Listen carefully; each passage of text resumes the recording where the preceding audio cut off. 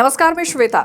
Gas सिलेंडरच्या टंचाईच्या पार्श्वभूमीवर राज्य सरकारनं रॉकेल वितरण पुन्हा एकदा सुरू करण्याचा निर्णय घेतलाय. मुख्यतः अंत्योदय आणि प्राधान्य कुटुंब याचे लाभार्थी असतील. दर महिन्याला 3 लिटर रॉकेल प्रति शिधापत्रिका म्हणजेच प्रत्येक रेशन कार्डावरती मिळणार आहे. रेशन दुकानांव्यतिरिक्त काही पेट्रोल पंपांवर देखील रॉकेलची विक्री केली जाणार आहे. यामध्ये अपवाद हा फक्त पुणे, नागपूर, मुंबई आणि ठाणे ही शहरं आहेत. ही शहरं सोडून अन्य भागामध्ये प्रामुख्यानं रॉकेलचं वितरण होणार आहे आणि या निर्णयामुळे नागरिकांना आता पूर्वीप्रमाणेच रेशन कार्डावरती रॉकेल मिळणार आहे. यासाठी महाराष्ट्राला एकूण 37,44,000 लिटर इतका रॉकेलचा साठा उपलब्ध करून देण्यात आलाय. तसंच रॉकेलच्या उपलब्धतेनुसार शिधापत्रिका म्हणजेच रेशन कार्ड नसलेल्या कुटुंबांना देखील रॉकेल दिलं जाईल.